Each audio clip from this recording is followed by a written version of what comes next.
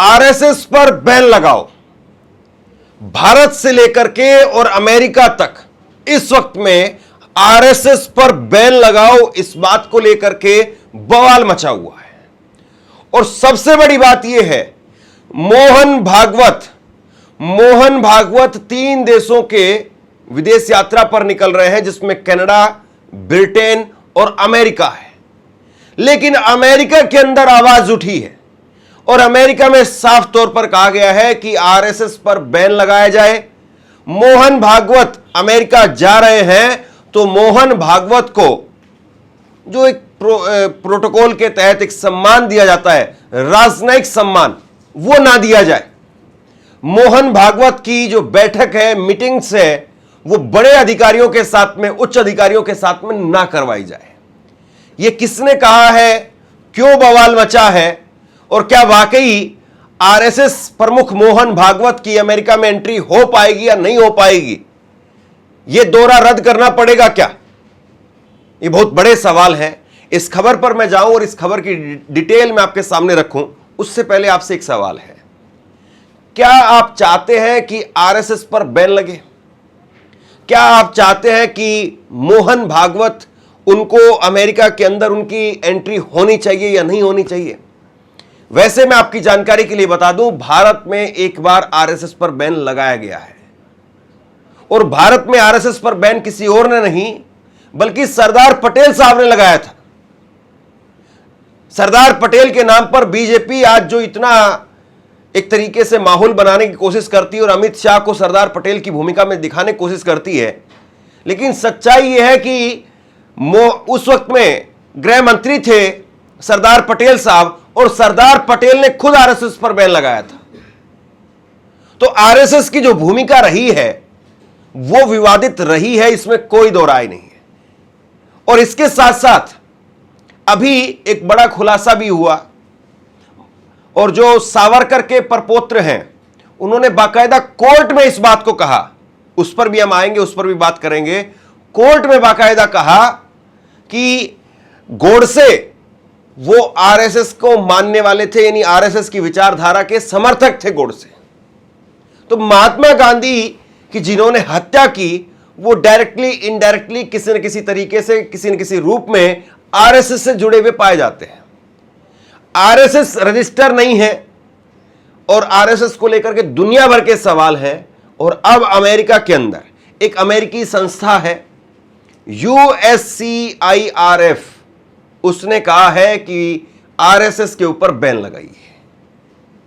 और यह तब हो रहा है जब 5 दिनों के बाद में मोहन भागवत, उनको अमेरिका जाना है। अब 5 दिन रह गए हैं, इस बीच में इतनी बड़ी डिमांड, इतना बड़ा एक तरीके से वहां पर बवाल मचा है और ऐसे में मोहन भागवत वो क्या खुद को, अपने आप को जो है वो इस दौरे से विड्रॉ कर लेंगे, या फिर मोहन भागवत का वहां पर विरोध होगा, या फिर कोई असर नहीं पड़ता, कोई फर्क नहीं पड़ता है ऐसी मांग से और मोहन भागवत दंदनाते हुए वहां पर जाएंगे और वहां पर जो है वो नारे लगेंगे, आरएसएस जिंदाबाद, मोहन भागवत जिंदाबाद, इस तरह के नारे लगेंगे। अब ये तो क्या होगा वो तो वक्त बताएगा। लेकिन ये आखिरकार बैन लगाने की मांग अमेरिका के अंदर उठी क्यों है, इसको पहले समझ लीजिए। आरएसएस को लेकर के भारत में जिस तरीके से आरोप लगते रहते हैं कि अल्पसंख्यकों के ऊपर जो अत्याचार होते हैं, उसकी पृष्ठभूमि में, बैकग्राउंड में आरएसएस से जुड़े हुए लोग रहते हैं। आरएसएस के विचारक होते हैं या आरएसएस के प्रचारक होते हैं या आरएसएस के जो चाहने वाले हैं, उनके आइडियोलॉजी को समर्थन करने वाले हैं, वो अल्पसंख्यकों के ऊपर, चाहे वो मुस्लिम है, चाहे वो सिख है, चाहे वो ईसाई है, उनके ऊपर अत्याचार करते हैं। और इसी को लेकर के अमेरिका में पहले भी, कनाडा में, ब्रिटेन में आरएसएस को बैन करने की बात कई बार उठ चुकी है। और ऐसे में अब मोहन भागवत जब जा रहे हैं तो फिर सवाल खड़ा होता है कि भैया क्या होने वाला है। और मोहन भागवत को ऐसी क्या जरूरत आन पड़ी कि वो अमेरिका जा रहे हैं? क्योंकि आरएसएस की जो आइडियोलॉजी है और आरएसएस की जो सोच है कि हम वेस्टर्न को फॉलो नहीं करेंगे, पश्चिमी सभ्यता के खिलाफ हैं, बहुत सारी बातें आरएसएस के शाखाओं में आप जाएंगे तो बहुत सारी बातें कैमरे पर बोलना वो ठीक नहीं है, लेकिन बहुत सारी चीजें ऐसी जो गाहे बगाए लोग जानते हैं। और अब जो है वो खुद अमेरिका खुद जा रहे हैं साहब, आरएसएस प्रमुख जा रहे हैं। और मुझे याद नहीं आ रहा है कि कोई आरएसएस प्रमुख का इस तरीके से अमेरिका के अंदर कोई दौरा हुआ हो।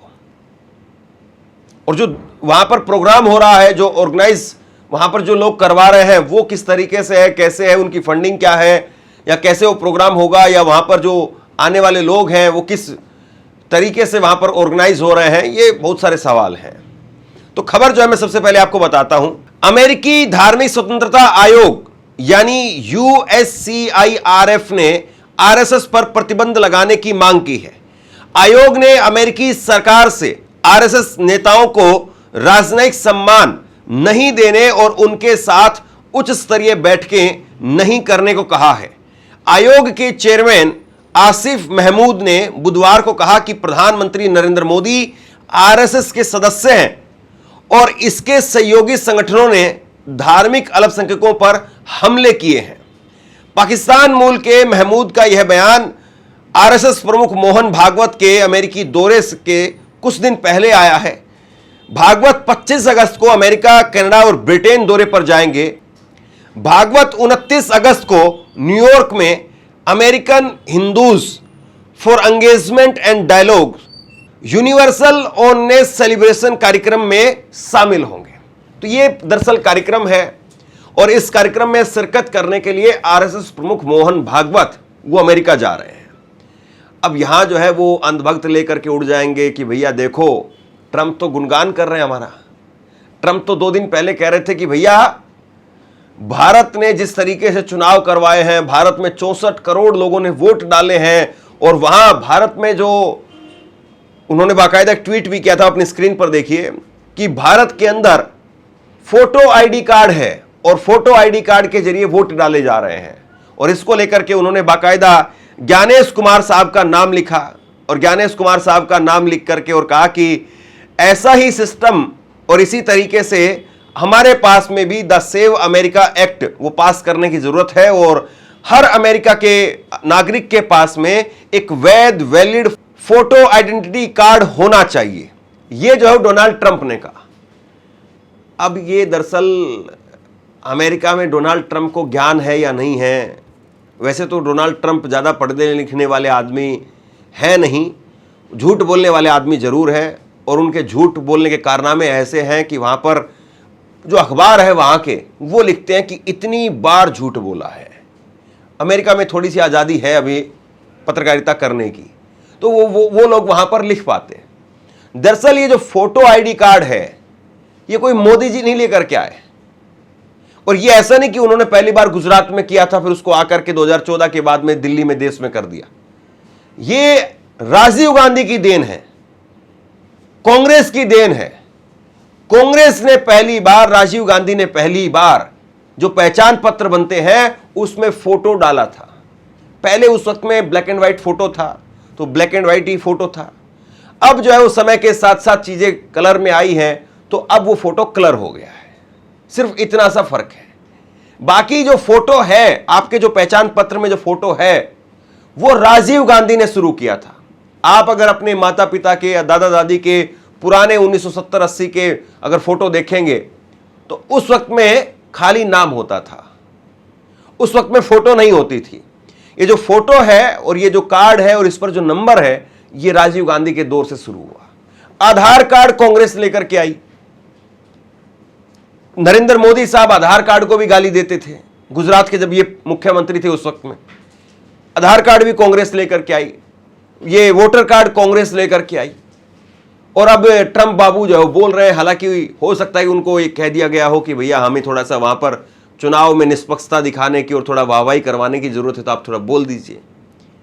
लेकिन यही ट्रंप बाबू जब ये कहते हैं कि भैया पाकिस्तान और भारत के बीच में सीज फायर हमने करवा दिया, तो अंधभक्त सारे कान में तिल डाल लेते हैं, रुई डाल लेते हैं, शांत हो जाते हैं, खामोश हो जाते हैं, फेविकोल छिल जाता है इनके होठों के ऊपर, कुछ नहीं बोल पाते लोग।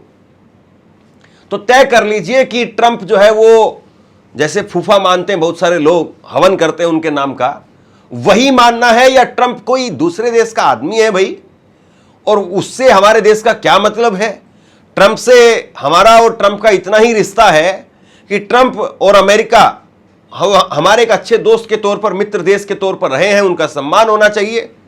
लेकिन ऐसा भी नहीं कि उनके आगे बिछ जाना चाहिए, ऐसा भी नहीं कि वो टैरिफ लगाएं या कोई और दूसरी नीति लगाएं तो साहब जी हजूरी, सरेंडर और इस तरीके से हो जाना चाहिए। एक मित्र देश के साथ में, एक मित्रता के साथ में जो भी डिग्निटी को बनाए रख करके जिस भी तरीके से जितना भी व्यवहार हम कर सकते हैं, जितना भी हम झुक सकते हैं उतना हमें झुकना चाहिए। लेकिन ऐसा नहीं होना चाहिए कि देश की कीमत पर हम झुक जाएं, देश को नुकसान हो रहा हो और हम झुक जाएं।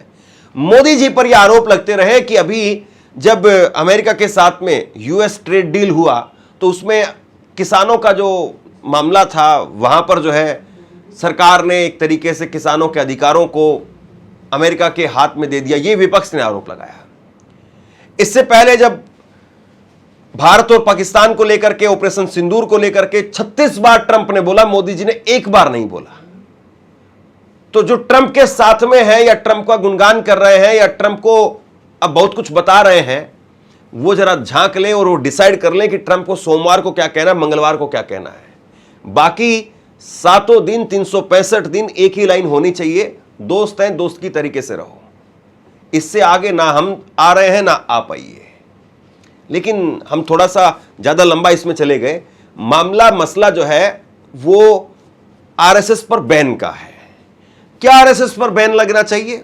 ये बहुत बड़ा सवाल है, ये बहुत बड़ी डिबेट है। क्या आरएसएस भारत के अंदर अल्पसंख्यकों पर जो हमले होते हैं उसके पीछे आरएसएस का हाथ है? ये भी बहुत बड़ा सवाल है, बहुत बड़ी डिबेट है। मैं आपको बताता हूं, दुनिया के अभी 3 बड़े देशों में जहां पर मोहन भागवत साहब जा रहे हैं, वहां पर आरएसएस को लेकर के क्या स्थिति है। सबसे पहले आप कनाडा को देखिए। कनाडा में एनडीपी के नेता और कुछ सांसदों ने, एनसीसीएम और कुछ सिख और मुस्लिम संगठन ने वहां पर जो है वो आवाज उठाई, मांग की कि आरएसएस को बैन किया जाए और आरएसएस को एक टेररिस्ट एंटिटीज लिस्ट में डालने की मांग वहां पर की गई कि भैया ये टेररिस्ट वाली जो सूची है, आतंकी संगठनों की जो सूची है, वहां पर आरएसएस को डाला जाए। लेकिन अभी मौजूदा स्थिति क्या है? मौजूदा स्थिति यह है कि कनाडा सरकार ने आरएसएस पर बैन नहीं लगाया है। अब इसकी वजह यही है कि वहां पर जो सरकार है और यहां पर जो सरकार है उसको अपना एक तालमेल बना करके रखना है और उनको पता है कि आरएसएस पर बैन लगाएंगे तो फिर मौजूदा जो सरकार है यानी नरेंद्र मोदी की सरकार है वो भड़क जाएगी और 2-4 मामलों में जो है कुछ ना कुछ होगा। इसलिए वहां मांग तो उठी लेकिन उसको लागू नहीं किया।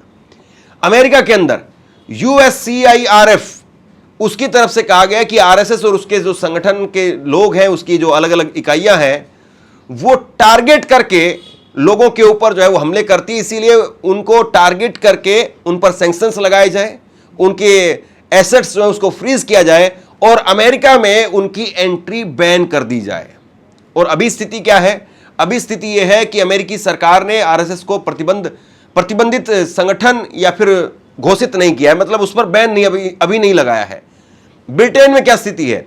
ब्रिटेन में भी इसी तरह से कई नागरिकों ने इस तरह की पिटीशन दी कि आरएसएस को जो है प्रोस्क्राइब्ड एक्सट्रीम ऑर्गेनाइजेशन घोषित किया जाए, यानी बहुत ही एक तरीके से कट्टरवादी चरमपंथी गुट है ये, इसको इस तरीके का एक ऑर्गेनाइजेशन वो घोषित किया जाए। फिलहाल अभी प्रतिबंधित नहीं है।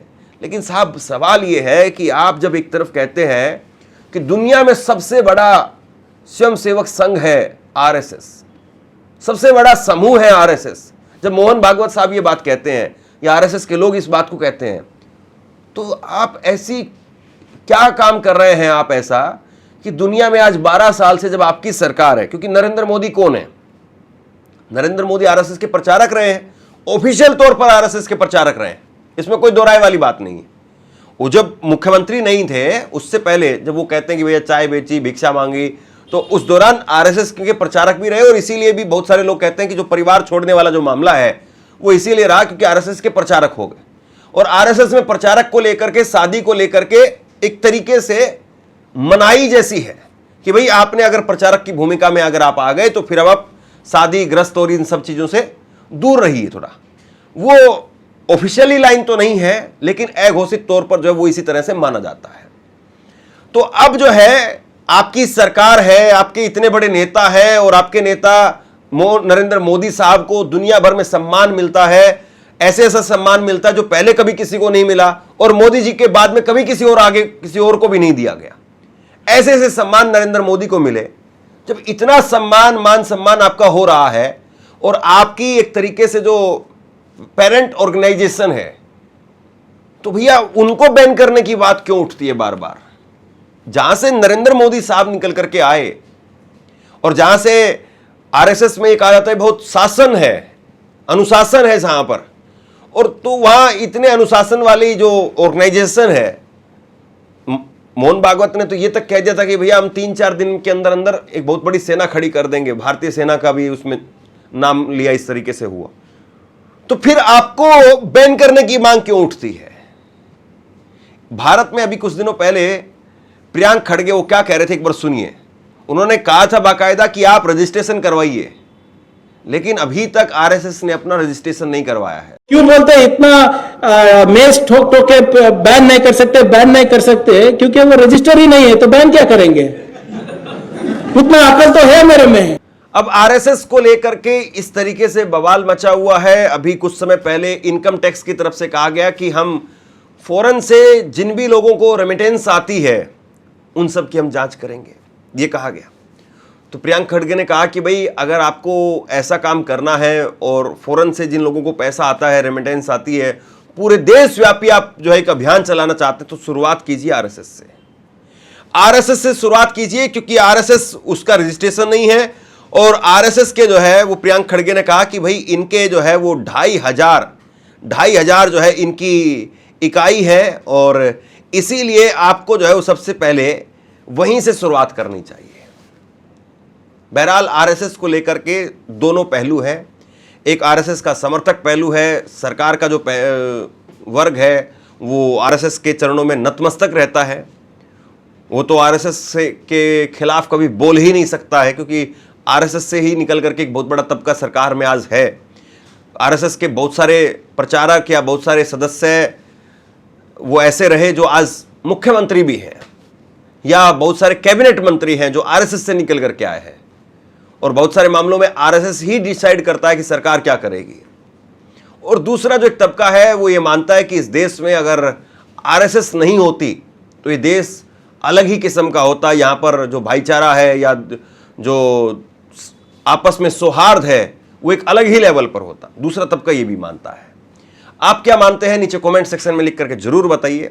इस वीडियो को लाइक कीजिए और चैनल को जरूर सब्सक्राइब कीजिए। शुक्रिया, थैंक यू।